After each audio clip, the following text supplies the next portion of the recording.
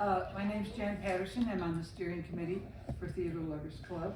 We are the audience development arm of Theater Santa Fe, just so you know that. We're delighted that you came here tonight, and we have these three diverse, amazing actors willing to tell us all the secrets of the stage and how they pulled it all off. So I know that a lot of you know them. Some people don't know these actors, so I'm going to read their short bios quickly, so you know. We'll start with Danielle Reddick right here. Danielle is an actor, a solo performer, a puppeteer, and a percussionist, working in film, television, and new theater, most recently as an immersive artist with Meow Wolf. In Santa Fe, she has performed with Ironweed, Theater Work, Mother Road, and Santa Fe Performing Arts. She is currently an ensemble member of Theater Grotesco. In the middle is Leslie Harrell Dillen. She is an award-winning TV and film actress and playwright, originally from New York. She's been seen in theaters from New York to LA, in the Edinburgh and New York film festivals as well. In Santa Fe, she has credits with numerous local comedy companies, including New Mexico Actors Lab. Her newest play, Avalanche, was produced in Santa Fe in 2021. Yay. Karen Ryan is our last actor. Karen has been seen on stage in numerous shows at Santa Fe Playhouse, most recently in A Year with Frog and Toad. Yay. We all saw that, didn't we? Karen has spent much of her acting career in Seattle, primarily as a comedy writer and performer, both on stage and TV. A talented singer, Karen has a collection of musical and jazz cabaret credits. So that's our lineup of amazing actors. I'm so tickled that three such diverse actors in Santa Fe decided and agreed to do this tonight. I'm just thrilled. Can we applaud?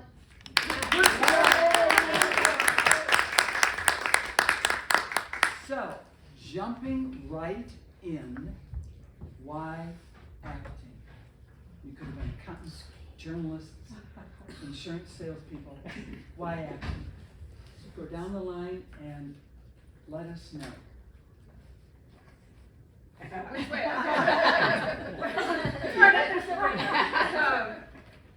Well, I feel like I've kind of been an accountant, and well, I've always had other jobs.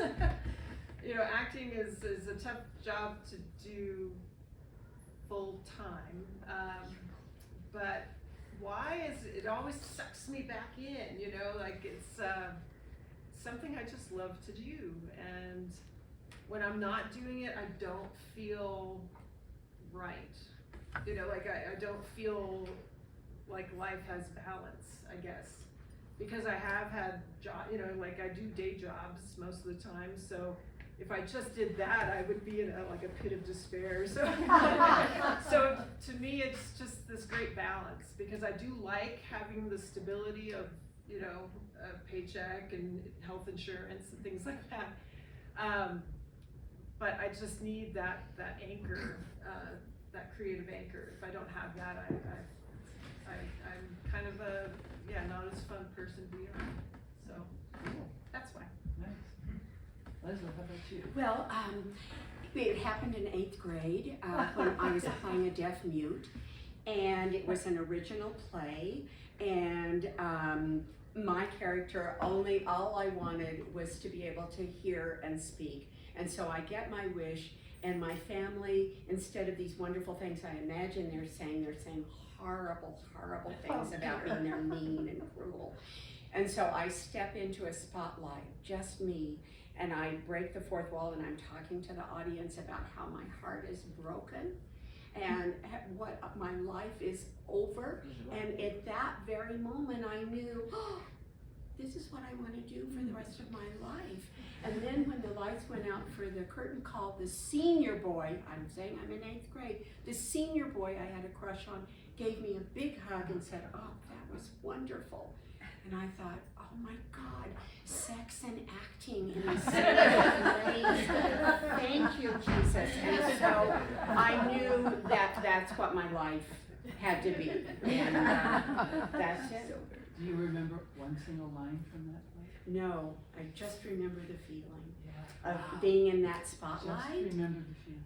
Yeah, and it really was, and you know, now I'm on my little spiritual journey. I know that was one of those come to Jesus moments, the spotlight, simply. It was just a moment, you know that your life has changed.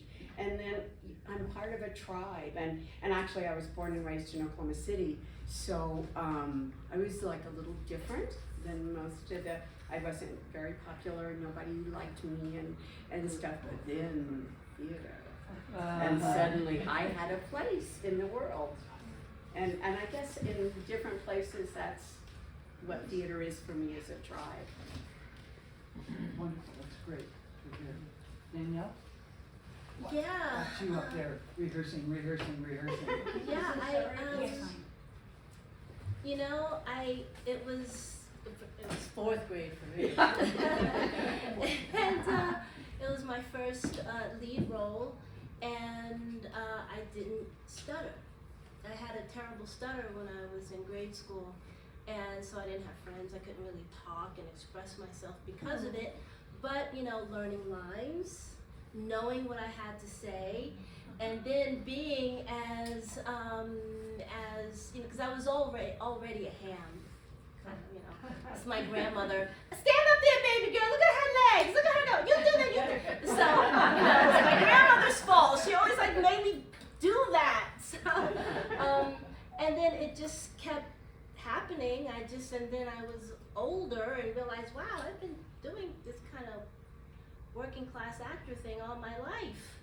I guess this is what I do. So yeah, it just never stopped since then. It's almost like we could all do that based on what you guys have said, but there's something that happens. Yeah, something that happens. Yours is a longing. Yours was, it's me. It's totally me. Freedom is a word that Yes. comes up. Yeah. Freedom. Yep, I would totally go with that. Talk more about that. Well, freedom to be big, to be happy, to be expressive. I never had problem with audience. Yeah, just that freedom to be big. You guys are agreeing. That freedom. Mhm. It's a Yeah. beautiful thing. I'd much rather would get up in front of people and be a character than be myself. Yeah. You know, like What I mean, happens? this causes me actually a little. I mean, I'm fine, right? I'm totally fine. I mean, like this causes me more anxiety or a little more stress than acting does, because there's just something about being a character that you have that freedom within the world of that play. Mm-hmm. What to be happens to whatever. that character when the show's over? I'm going to ask all you, not just her. All you guys. What happens to the character when the show? Well, I put the script away. I pack away any costume items, and then it's poof, and then it's gone. So yeah. you can, that person can just go away. They don't linger. Well, I mean, you know, lines linger sometimes, or little things that you might have done as that character. But yeah, for the most part, yeah, it doesn't like hang on. I could ask my husband. Hang around, but yeah, no. Most of the time, I mean, there's a little bit of sadness sometimes when you really love a show. You know, there's a little that kind of like. It's kind of like after seeing like a really great concert or something, and like, you know, when it's done, you're like, oh, you know, that kind of feeling. But for the most part, the character just They go. yeah. Okay. They go. Leslie. Yeah, I think I was thinking about that, and I couldn't really remember. I mean, I'm with Karen on this. It's over, sad, oh, goodbye. But the one that did linger quite a long time is Mabel, Dodge Lujan, because I absorbed her in a way I never did with any characters in any other play. And her words, her rhythms, her life, and it was so much a part of my life for, I don't know, 10 years or something, that she, bless her,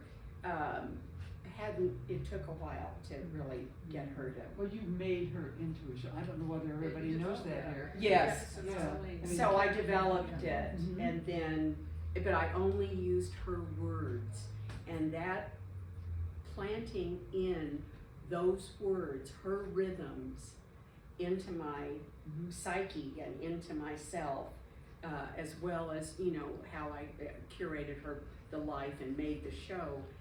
It was a very powerful experience. So it did not leave easily. I knew that. I knew that. Yeah, they just go poof. And I've had to deal with separation anxiety. You know, you get close to your company, your cast, and it's like, oh, I love you, and then the show's closed and they're gone. Poof. Yep. So I just have So to. everything goes. Everything, Yeah. They're called situationships. Situationships, that A works lot of for me. I my know friends that in word. theater in Seattle. Yeah. In Seattle, I always say those two together. Yeah, situationships. Like they're really intense and fun, and then I mean sometimes you hang out with people after the fact, but Yeah. sometimes not. My sister was an actor and she never could let go of her character. They would pop up, we'd be driving somewhere and she'd fall right in with that character. The line would be perfect. So I thought, well, maybe no actors let go, but I guess I'm wrong. I think it depends on the person.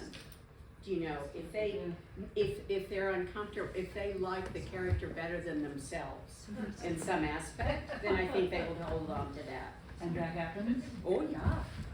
Well, yeah, I mean, I've seen actresses that I've known that take on some of that. Is that part of the gestalt of acting, is that you can become another person? I think there's some actors that believe they can, that's the really deep method Uh-huh. where they, you know, are living and breathing it and, you know, Yeah, just never sort of let go, tiny bit psychosis there. But But, sociopath. yes, that too. But I think that, yeah, I just was sort of taught to let it go. You said method, which, one of the questions I have with you guys is, what kind of training have you each uniquely taken to make you the kind of actors that you are now?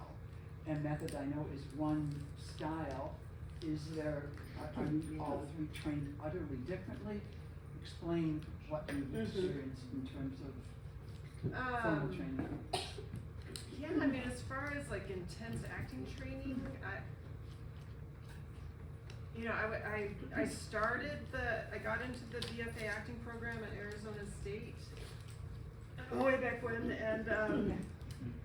and after a semester I dropped out because I didn't want to just do movement and voice classes, and I had to walk around in a unitard. I mean, it's like it was not something like a 20-year-old needed to be doing, but I don't know. I wanted a more broad education. I wanted to take a language.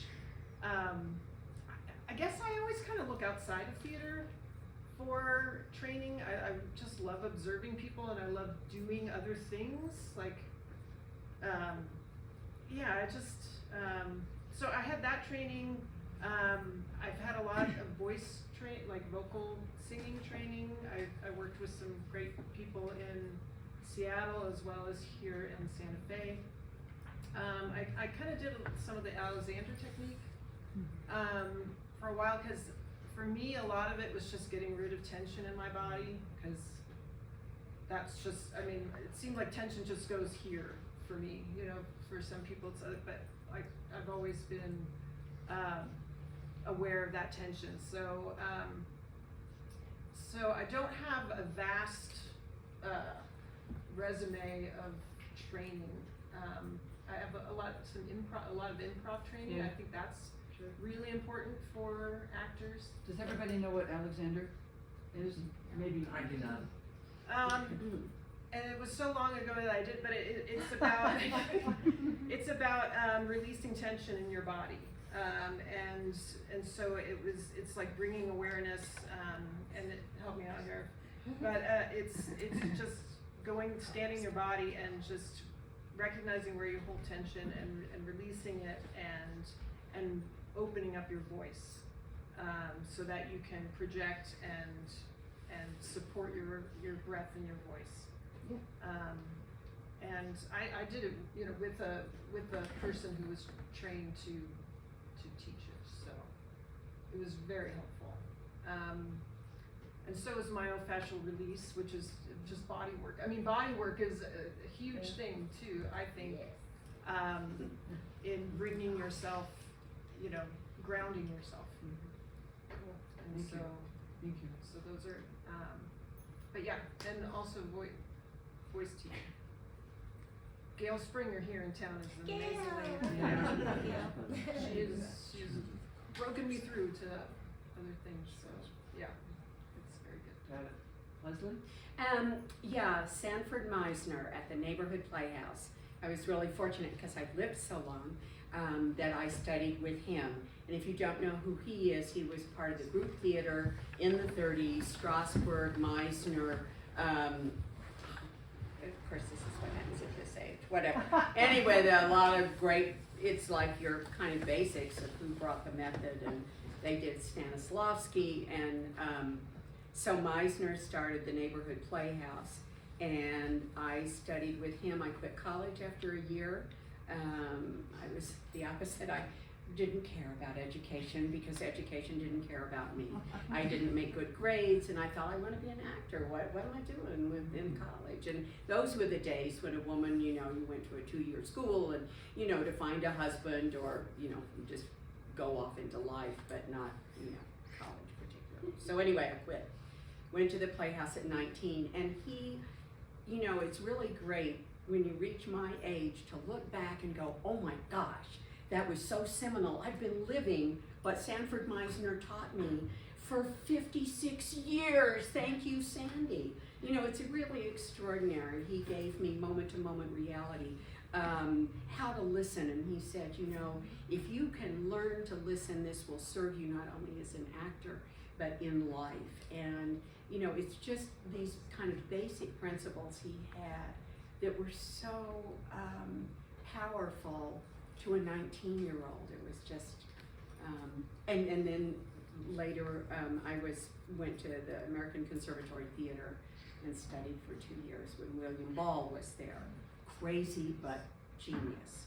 So, I felt like it was very much of a blessing, my I'm training. hearing you guys talk about getting outside of yourself. Yes. And knowing what's in there and realizing that's got a place on the stage. Yes. Getting it out. Yep. Oh, training. Well, first I have to say Miss Sonia Dorian was like an angel. I had her for 6th, 7th, and 8th grade. She was a theater teacher. She trained me in Shakespeare. And I really think my training with her is what melted away the stuttering. And then she handed me this piece of paper one day. She says, you should try and go on an audition now. We're gonna send you out on an audition. Why don't you audition for this high school? And I got in, and it just happened to be the Performing Arts High School in New York. Yay! So I went to the FAME school, and the training there was quite rigorous. And I'm saying that specifically now because I've seen other programs of late, and I'm like, really, you guys? Okay. Anyway, and my teachers, the teacher I have for my last 2 years at PA was he trained with not Strasbourg. He was very, and Mr. Abeson was. He was hardcore, and I learned so much from him. He really, and I wanted to go to college, but it wasn't an option really. So I was in New York, so Lower East Side, off Broadway, where I did. So I really feel like that was a huge part of my journey. was just doing off Broadway stuff in the Lower East Side, like weird stuff. But that's when I became a percussionist and a puppeteer, and because I'd done all that, yeah, that's what. And also, so that was then, but of late in the last couple decades, what's been most important for me is my physical training. Getting certified as a fitness instructor, taking the Feldenkrais training, and completing it, teaching, so group fitness, so I really sort of dove into the somatic movement, mind-body movement, with a knowledge of kinesiology, because I wanted to, so once I started doing, and I was also a NIA instructor, so I was very much into my body, and then I discovered how much that fed my theater work, and it's like, bam, it's like they are not separate. And that's kind of one of my passions these days, is to see actors move better, because I think a lot of the trainings are lacking real, not just ballet and a lot of Alexander in formal training, but yeah, I think it could be broader, but yeah. Oh, wow. Repertoire of opportunities you got. I feel like we should all take actor kind training just to be people. Yes. Yeah. I think actor training is good for everybody, because it's really training how to be human. Yeah. How to I'm be a in. good human. I'm in. Yeah, I think that's a fabulous idea. So the word audition came out of your mouth. I want to know how you guys pick the show, the character you want to try out for. How do you do that? I know stuff shows up on the call boards, but what calls to you? Well, you have to read the play. So, Yeah. well, assuming you Years don't ago, know the word. I didn't read the plays all the time, and then you get cast, and you're all excited, but then you're like, after you read the play, it's like, oh, I don't really like this character. So years ago, I made I said I have to read the play, because I want to know if I want to do the show or not. When I was younger, I didn't care, I just would do anything. Well, not anything, but almost anything. And so, yeah, for me now, it's like I really like to feel like the character speaks to me. There's something exciting either about the character or the play itself. Sometimes if I see, certain directors doing something, and I've either worked with them before or want to work with somebody I haven't worked with before, those are the things that I look for. Yeah, common sense. Yeah, read the play. Yeah, I mean, I'm with Karen. In the younger years, you wanted anything just to advance. Just, oh, well, someone will see me in this. And then you read the play and it's like, yikes, I'm a duck. Okay. It'll work. He'll recognize my talent. But so you were I never chose. I mean, I just was scrabbling to get so someone would cast me in something, please God. And then I think what's interesting, again, here and at this age, it's like, yeah, I can look at the script. I have a choice. And when I was younger, I didn't feel I had a choice. I just had to take anything that anybody, yes, read the, backstage or whatever it was, and you network and you try and do this and that and figure it out. But So there isn't one style of character, one particular character. I want to play a teenager. I want to play somebody who's disabled or whatever. No, I'm grateful at this age to have anybody cast me. I mean, it's like, how many roles are there? Yeah. A woman of a certain age. Yeah. Or a woman of a certain color. That's been my experience. I've been, coming out of high school and doing all the weird stuff, and it's weird. I haven't been to many auditions. Thanks. I mean, I've been to some, like of late, I get invited to some, but and the way I know is when I read the play and I'm reading the lines, I feel it in my body.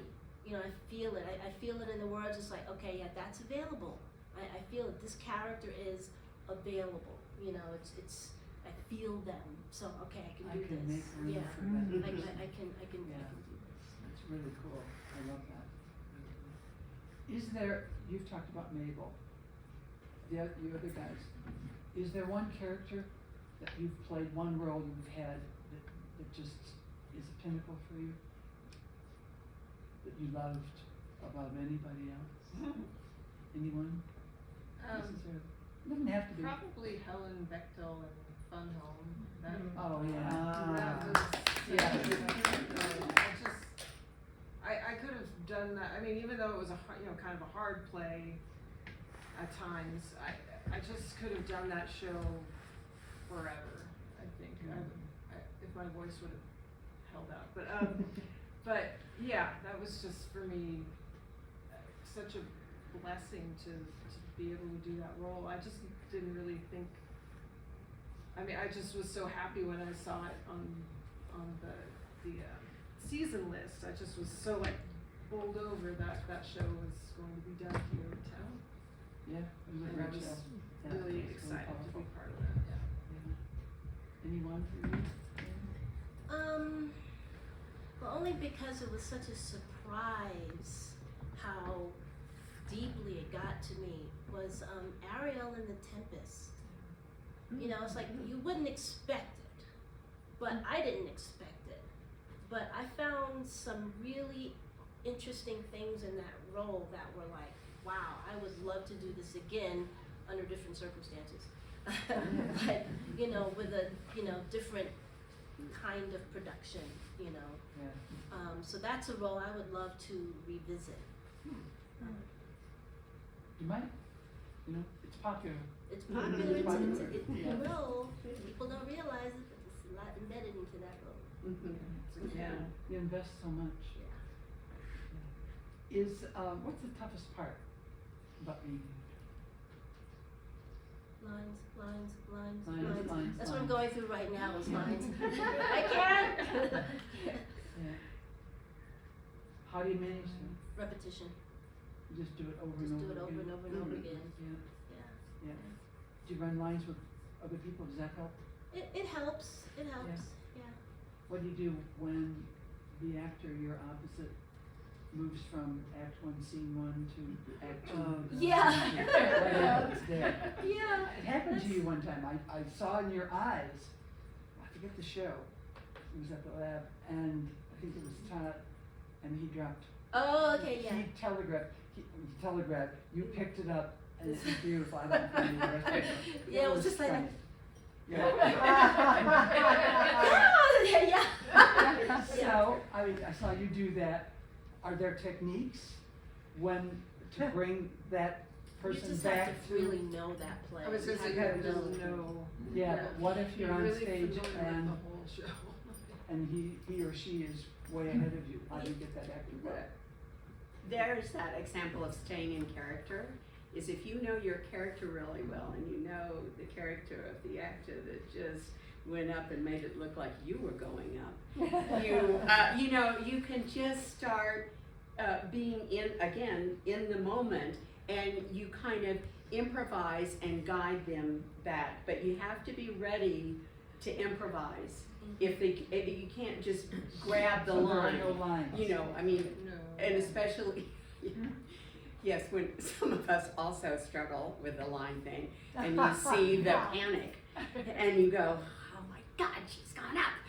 That's okay, but you're, and then you go back in character and start working through it and breathe through it, improvise, and then guide them back and pray to God you can get there, because Yeah. it's just sometimes. Sometimes it doesn't work. Sometimes. Yeah, then you just move on to, oh yeah, I'm just gonna throw this line in that comes, and then the next page, and so let's see where we go. Yeah. That's right, you have to think ahead and be Yeah. like, okay, what vital information did we lose Yeah, that's during right. that Yes. time that the Yes. audience needs to know, and how do I weave that in if we are just moving on? Mhm. And there, yeah, it does keep you on your toes, for Yeah. sure. Yeah, it is a fun, but then you can start using your improv skills very much so. And you just start. And the emotional, like what's going on in the emotion of the minute they go up, and you're like, yeah, okay, you did that, and you keep repeating it to them, and they snap out of it, because you've been fighting, and, anyway. What about stage fright? All the time? None of the time? Some of the times? I went through a very, well, it seemed like a long period of stage fright from like the very end of my 20s into my mid 30s. No, truly. And I was trying to think about what triggered it, and I think my dad had early onset dementia and passed away when I was 29. And there was that, during that time, I think I was just thinking about memory a lot and how fragile it was, and I just remember I had this long monologue in a show, and I just totally went up. I just totally stopped and could not remember what came next. And it sucked because I was all by myself. There was nobody there, like. And so I finally found it and finished, but I think there was just this stretch of time, and I was also in a comedy group, which was fantastic and wonderful, but it was also like there's that such pressure with comedy to be funny all the time, and there was. And so I think there was just a lot of anxiety around performing for me, and so I had this stretch of about 5 years of really wanting to be on stage, but also being kind of freaked out about it, and luckily it went away, but it was kind of stressful. I sweated a lot. I was very sweaty. No, I mean, it was just this like reaction to having to get up on stage. I was very like nervous about it, and So I think if an it all actor sweats, kind of. if an actor sweats, they're terrifying? Not always. Some people are just They know, sweat. sweaters. I'm usually not. So it was a distinct period of time that happened. But I think it was just I guess I didn't realize how what's going on in your personal life can also affect your stage life. Good point, very good point. Yeah. You've touched on this a little bit. What's the buzz? What's the joy? What's that thing? And I'm not interpreting it for you, I'm letting you interpret it. You go first. You have that look like Okay, the buzz, the thing is, I don't know. Discovery is what just popped up. Discovery about what, Danny? Discovery about myself in the world. I don't know. I don't know. That's kind of a language. No, it isn't at all. A writer has to have the same, what's the buzz? Yeah. For me, when I write, Mm-hmm. just gorgeous when I say it. Gorgeous. So, yeah, okay. No, I think that's a really excellent answer. Okay. Yeah. How about you guys? I think it's for me that I had an actor friend who said, well, some nights you taste the chicken soup, some nights you don't. And that you hit your marks and all of that, but there's this connection that happens when it's like you're so connected to the other actors and you're in the moment, and there is this magic. There's no other way. It's like what kids get when they are playing and they are so in it, and it's that magic that happens, and you can feel the audience, and you're connected with the other actor, and everything is just, it's like you're riding a wave. You know, if you're surfing or you're skiing, you know, when you hit that line just right and whoosh, and that is a gift, and it doesn't happen every night at all, but you know that that possibility is there, and that sort of, you know, of entering mystery, participating in mystery, in this thing that can't be explained, and it's magic. It's just flow. yes, You get into the yes, flow. it's this flow, exactly. It's like a runner's high, kind of. Where you get that point where it just seems like that's where I ought to be, kind of a thing. Yes, except that it involves others. I think that's the key for me, is that it's about this audience, this communion, this community, that we are just in this moment here. These people, this audience, this ability to share and step over a line that's unexpected. Yeah, definitely. Definitely, yeah, I mean, the first word that came to my mind was community. For me, it's the community of, you know, theater goers and the people on stage and the people doing, I mean, everybody that it takes to do a show. And I like telling the whole story. Like with TV and film, you tell just a little bit, and then it's like a surprise party later of like, oh no, that's what it's all about. So I just love telling the whole story. I love working with a group of artists, you know, to create this world. I mean, that's why I'm a theater person, you know, that like I love theater and that magic that, you know, well, sometimes you can be in a terrible show that it's not magic at all. Yes, I'll regale if there's time later, but you know, but yeah, and also just I love musicals because of that, like, you know, those big chorus. I mean, when you're on stage with a bunch of people singing, there's just I mean, nothing better. Especially if one's frog and one's a toad. Yeah, I mean, just it's that sharing. I like. Talk about the director. How do you guys, are you all the same? Do each have individual ways you like working with a director? How does that, how critical for your personal performance is the director? Do you bump heads? Do you hold hands? Oh, you're looking at me. I don't know. I mean, every director's a little bit different, and you know, I think you just kind of, I don't know. I just kind of, you know, just go with it and see where they go first. You know, see what. I mean, I love directors who trust actors, because some don't. You know, I've worked with a handful that. You know, even before you kind of get going, you get line readings, and you're like, what? Trust me, you know, trust me to find it.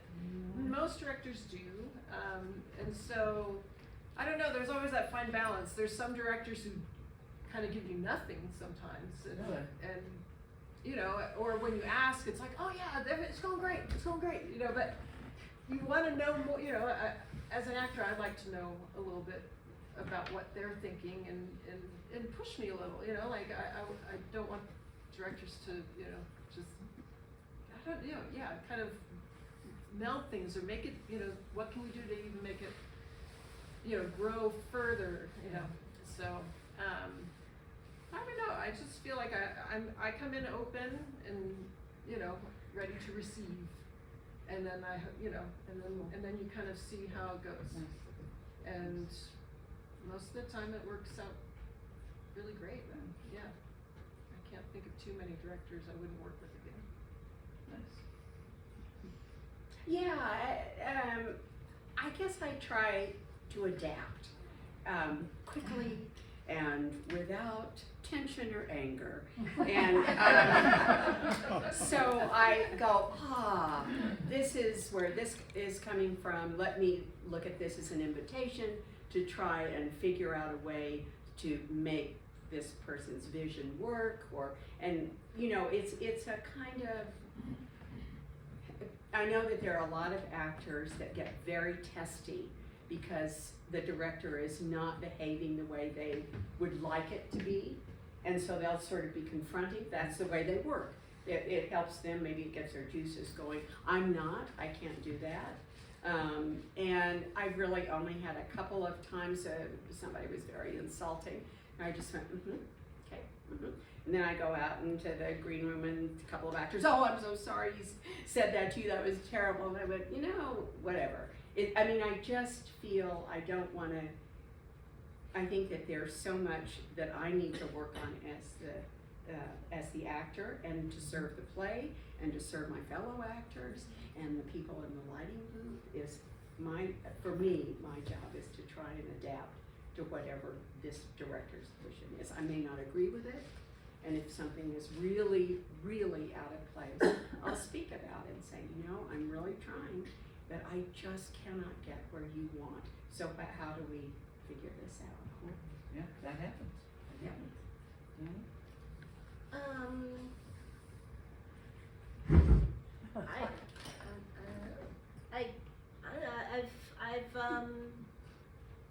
I just got, did somebody say go with the flow already? I kind of just go with the flow. Yeah. Yeah, and I think we got that. I've enjoyed all of my directors. And if I don't enjoy them as an actor, I enjoy them because I'm like, enjoying them as a person.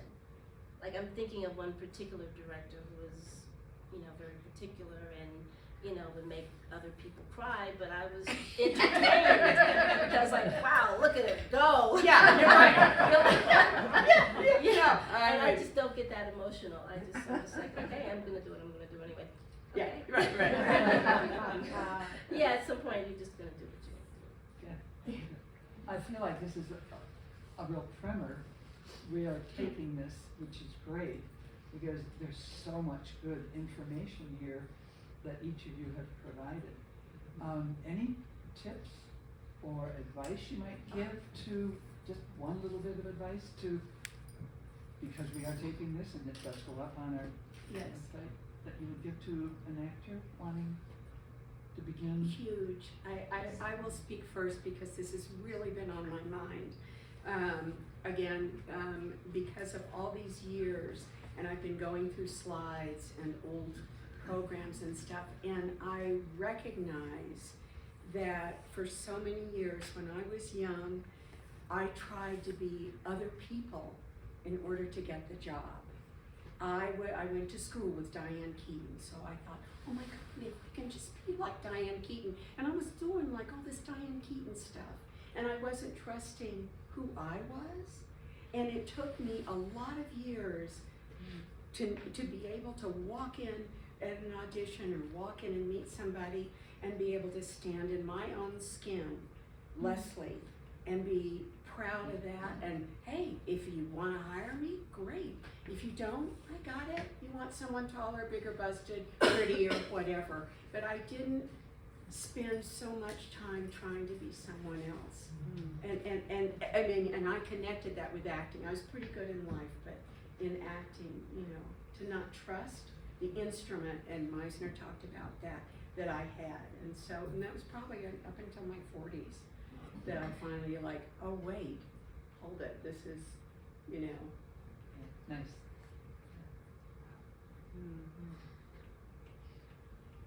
Karen? I don't know if I can top that. Similarly, it's just grab onto it. If you really want to do it, grab onto it and trust yourself and trust your instrument. And if people, criticize you or make you feel like you're not, worthy, just don't listen. It's hard when you're young because other people's words mean so much more. And so you can look back and go, why did I allow that person's comment to make such an impact on me? And so I think, and I guess also in the words of Love and Rockets, one of my favorite bands, live a life you love, choose a God you trust, and don't take it all so seriously. And I hear that in my mind a lot, because sometimes, especially when you're younger, everything is just so much more serious than it needs to be sometimes, and it's just when you're older. just enjoy enjoy My biggest thing is stay physical. Pay attention to the whole instrument. And go into it knowing that it's not going to be just about this person on the page. It's going to be about you. You will transform as a human being, and just be ready for that. Be ready for that. Stay healthy. Move, dance, sing. Love yourself. That's what makes this kind of work sustainable. Learn to be a character with your whole body, and that's all that. Nice, really nice stuff. Audience questions? Anybody got a hand in here? Oh, there's a hand. I've always wondered this. I know that everybody acts, and mostly unconsciously. I'm wondering if professional actors act in their real life and are conscious of it. I can answer that. Yeah. So what I've learned for myself is that also because of the work that I create, my solo work, I have found that there's a piece of me in everybody. This is this is oneness, right? This all oneness. And so when I'm in that place of myself, that place of universal oneness, really that's what it is for me. It's just a piece of me here. Because in every character I do, it's kind of weird sometimes. It's kind of creepy sometimes. But every script I get, something goes on, and where life imitates art, and it's reciprocal. It's like, oh, there I am in this character, in this person, and I forgot your question, but. So is your question do we put on? Like if you're in a personal situation and you just go into a character, you do somebody else instead of you. Oh, what an idea. I did that once, but I think I had a concussion. Oh. I was traveling in. So one of my other lives is I worked for an expedition tour company for a long time, so I traveled a lot, and anyway, long story short, I got hit on the head with a briefcase on the flight, but then I was in Sydney, and I was on some sort of tourism bus doing a trip, and suddenly somebody asked me, what did you do? And I was like, oh, well, and I made up this huge story. But I was like, I'm halfway across the world, nobody's gonna check this out. And I don't know, it was just this straight, and then, it just kind of kept going on and on. So suddenly, with these people, I kind of made up this whole little life story. And that was fun for a day, but then when I got back, I was like, I think I have a concussion or something. I was behaving very strangely, but that was probably the only time. That's why I thought of that, because I created characters that way. Like I'm buying a burrito and this person comes out with an Eastern European accent, and I'm like, who is that? So but I think that's for me that channeling kind of, I don't know, it's just being this open vessel for universality of humanity. Does it make any difference the size of the audience that shows up on your performance? Can you speak a little louder, everybody? Does the size of the audience that shows up make a difference on how you perform?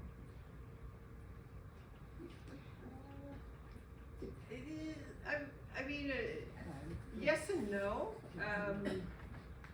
I've performed for, we always would be like, if there's more people on stage than people in the audience, should we do the show?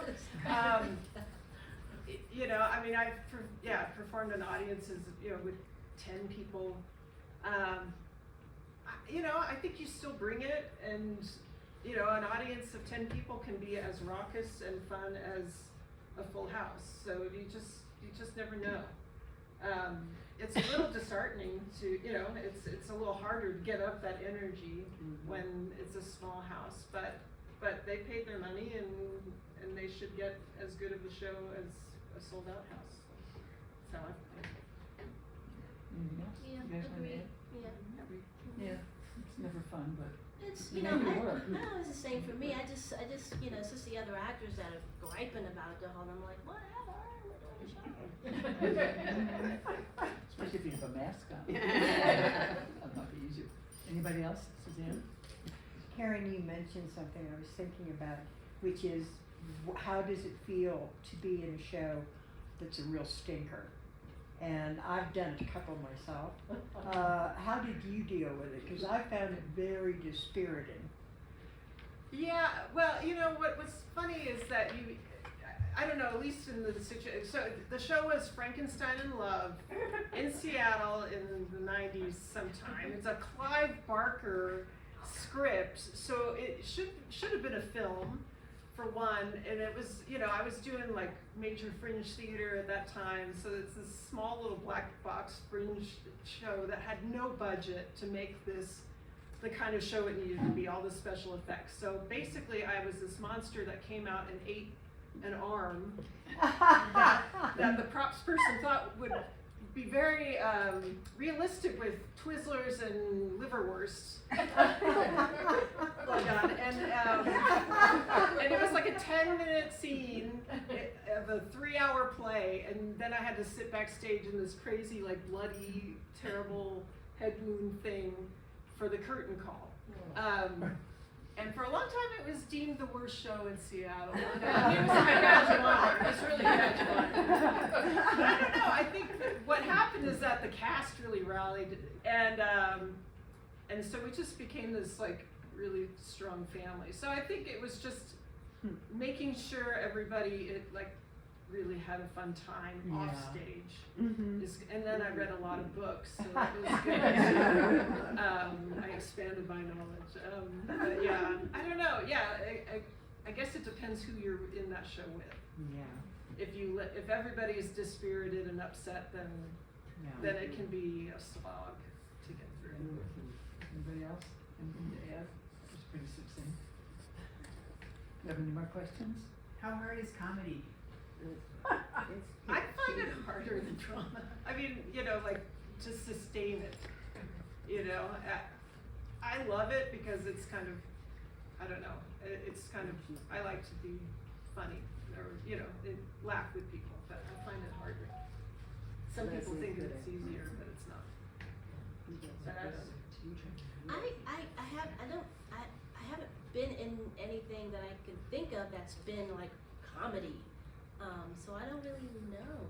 I would just feel like, you know, if it's written right, if it's written well, then I just do it and it should be funny. Okay. Yeah, I mean, it's tough. It is tough. Yeah, I'm in life as in the stage, it's, if I don't go for the laugh, as it were, but I'm aware of the timing. It's situational and emotional comedy. If you ask me to tell a joke, not gonna happen. There was this stand-up comedian in New York, Reno, and she said, "Oh, Leslie, you gotta come down. You know, I want you to do some stand-up down here in the East Village." And I was like, "Oh, okay."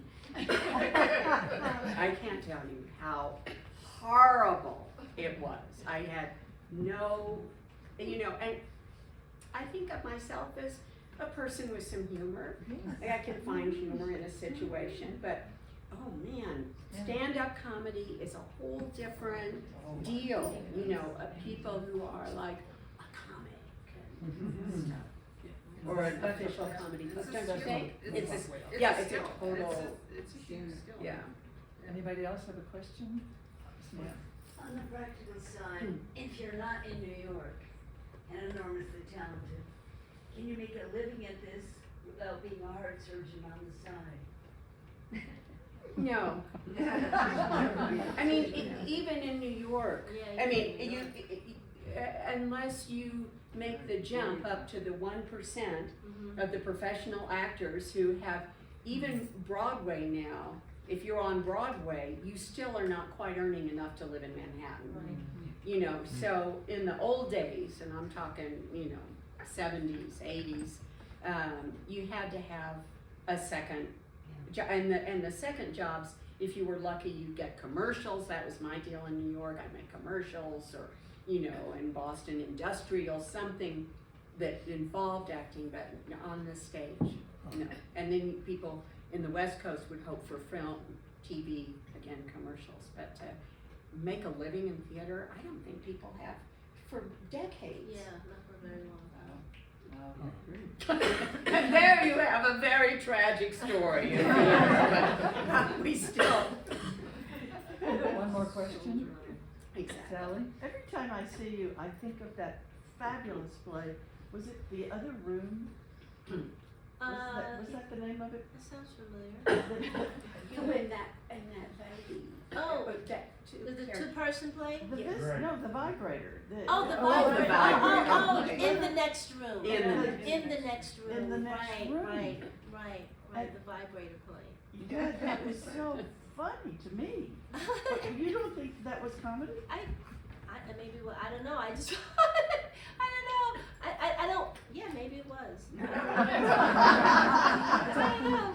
But if you laugh, that's good. I just did the role as it was written, and it's, you know. Yes. I'm sorry. Where and when could I see any of That's exactly what I was gonna ask. performing? What's up Yes. next? You got- All You three can of see you. Danny and I in Sweat coming up at the Santa Fe Playhouse, Okay. May 11th through June 10th. And then after that, I'll be in the Gentleman's Guide to Love and Murder Ah. musical at the Playhouse as well. So if I go on the Playhouse website, I'll be Yeah. able to. Yes. And I'll be in Seascape in September with the New Mexico Actors Lab. And do they have a website also? Yes. Okay. And I will also be in a play called A Subtle Kind of Murder. The playwright is in the room, and that will also be performed at the Playhouse in September. Yeah. And then again at the New Mexico Actors Lab in the fall, JQA, John Quincy Adams, I'll be in that as well. Nice. I want to remind you that all things theater are on theatersantafe.org website. Anything you wanted to know on there, and classes you can take. And now we've got an incentive to teach class acting to everybody. Everybody gets to have the fun that you guys have. I want to let you know that our next event is going to be on May 9 at the Labs Theater. It's called The Director's Dish. And it's an inside look at how a director takes a play from stage to page. It's with Nico Ballas of Actors Lab and Colin Hubty of the Playhouse. They're going to have not dueling directors, but they're going to dive into what that means. You kind of hinted a little bit about that today. So let me encourage you also to join Theater Lovers Club. There's no cost, but there's certain events that we have where membership is required. There's a little flyer out on the piano and out here, and there's also information on TLC on Theater Santa Fe website. And that is tonight's play. Thank you, ladies.